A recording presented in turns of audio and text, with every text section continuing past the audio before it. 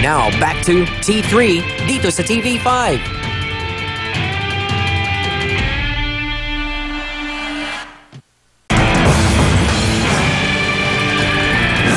Biktima ng maltreatment sa Saudi Arabia si Melody Toquero. Nais ng asawa niyang si Alfredo Villa, makauwi na ang pobreng babae sa Pilipinas. Pero ayaw tulungan ng agency dahil malaki na raw ang ginastos nila para makapag-abroad ito. Humingi muna ng 150,000 pesos na ngayon siya para daw payagan na makabalik ang kanyang asawa. Nandito po siya ngayon, si Mr. Alfredo Villa, sir. Good afternoon po. Ano pong sabi ng agency? Bakit ayaw po talagang Sabi po ng agency, sir, magbayad daw muna po kami ng 150,000 para daw umuwi po yung... Okay, bakit gusto na po umuwi ng misis nyo? Sir, yung una po, minaltrato po siya, yung una niyang amo po ron. Okay. Hindi po siya pinapakain. Okay. 2 weeks na po, puro tinapay lang daw po.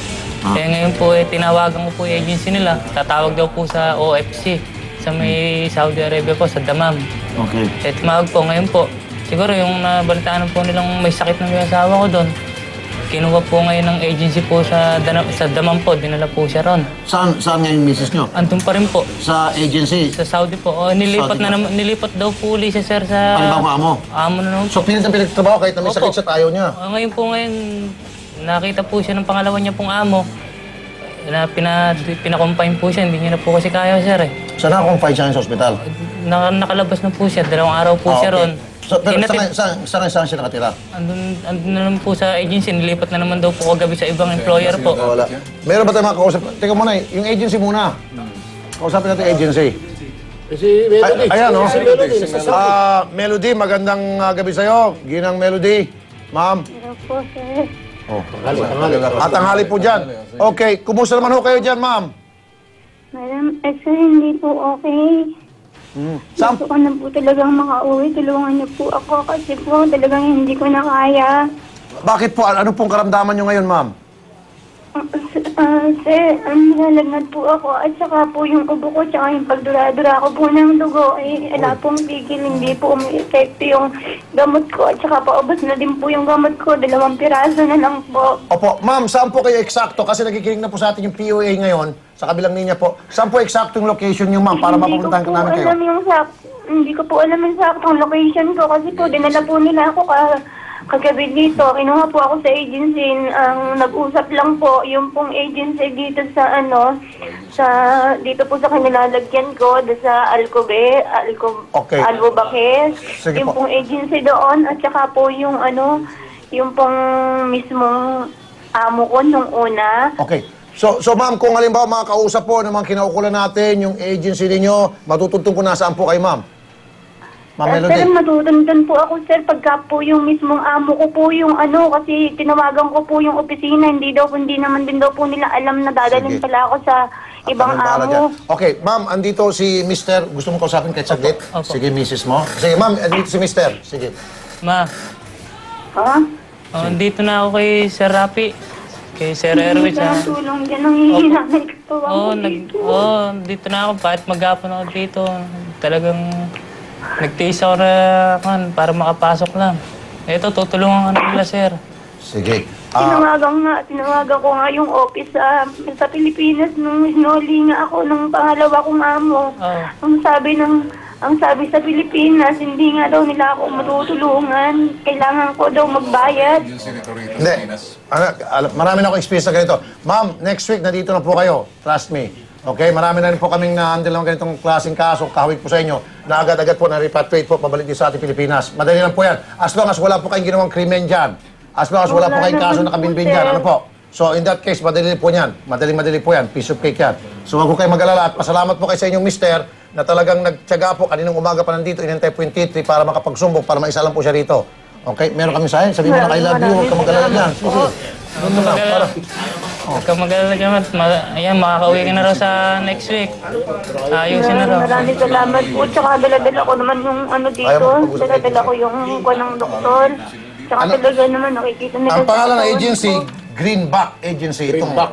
Greenback. Saka po, ma'am, sir, yung Testman agency po, yung una niyo pong agency, Testman po. Testman, Ay, okay. ngayon po, flight niya po noong February 22 po. Testman po siya, doon pa siya nagtuloy sa may building po ng ma'am niya po na yan, si Ma'am Marina. Saan daw yan? O, sa Saan ba ito mga test mo na ito? sa Malati po. Sa Artisa Sa po. Malate yan. Sa May Artisa address po. ka? Ha? Okay, nandiyan na ba yung taga-POA? Kaya OWA pala, OWA. Sige, yan ang tuturo sa atin eh. Kausapin natin po ang repatriation ng Assistant Division ng OWA na si Miss Connie Marquez. Ma'am, Connie, magandang hapon po. Yes, so magandang hapon naman. Isang kababayan po natin, nag-i-coast po doon sa Saudi Arabia at kailangan po ang inyong agarang aksyon. Madam, pwede ba natin mapauwi na po siya? Sige ho, nandito sa aking harapan yung information sheet ni Melody Toquero. Opo. Okay, Opo. so nandito naman yung pangalan ng ehensya. Opo. Makipag-ugnayan kami sa ehensya as well as doon sa welfare officer namin Opo. sa lugar kung saan nagtatrabaho sa Melody. Opo. So, ipapaliwanag ko lang na yung sa ticket, wala naman yung problema. Kasi Okay. una-una, meron naman siyang mandatory repatriation insurance. Okay. Coordinate lang talaga yung welfare officer namin para sa issuance ng exit visa. Okay. Ito pong kamag-anak, makipag-ugnayan sa inyo. Itong asawa nandito sa Pilipinas. Yeah, so pwedeng papuntahin mo siya dito tomorrow. Okay. Oo. Para Sige. pag-usapan namin paano ma-facilitate yung repatriation ni Opo. Melody. Sige po, sasamahan po namin dyan sa inyong tanggapan first thing in the morning bukas.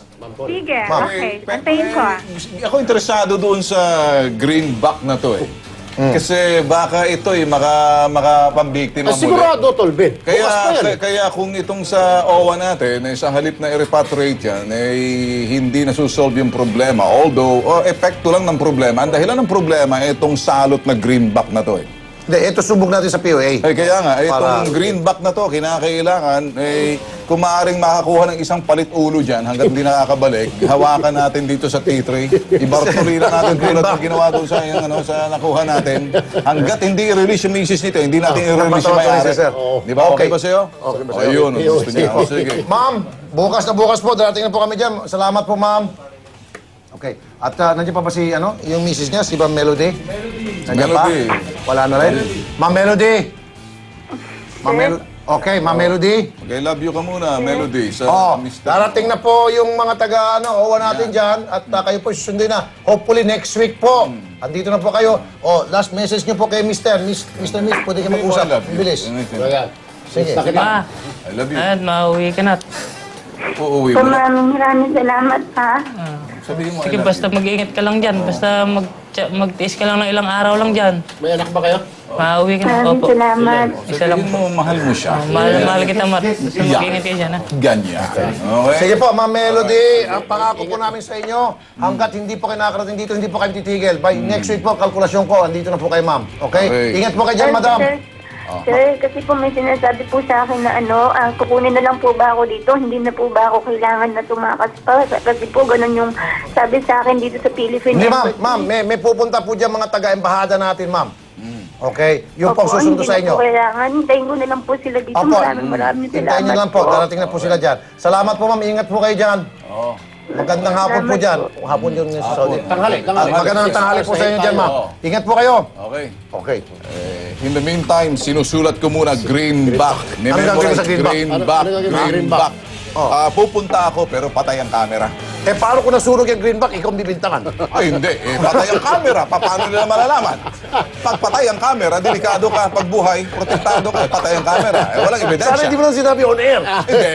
Ngayon, protektahan mo ngayon yung greenback. Siguraduhin mo, walang mangyari. Dahil pag nangyari, Yung greenback, mas maganda na mag-uusap tayo ng mga sinsinan nito. Patay ang camera. Sa Malate, kilala yun doon, Tolbin. Ganyan Sabi ba? mo lang sa Greenback Employment. Mamaya kung balita ko, bababa galing hindi kasi, sa... binagsabi niya sa akin si Bitag, kaibigan namin yan.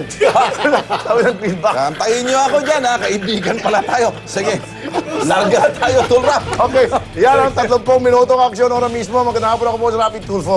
Makinig kayo, Greenback, hindi pa ako tapos sa inyo. Maraming salamat sa iyong pagtitiwala, Ben Tulfo. Ako po si Erwin Tulfo, T3, ang Bulangga, Giba! Bakit kaya nyo lang ay si Juan? Baguhan ka palang PO1. Mga mapang-abuso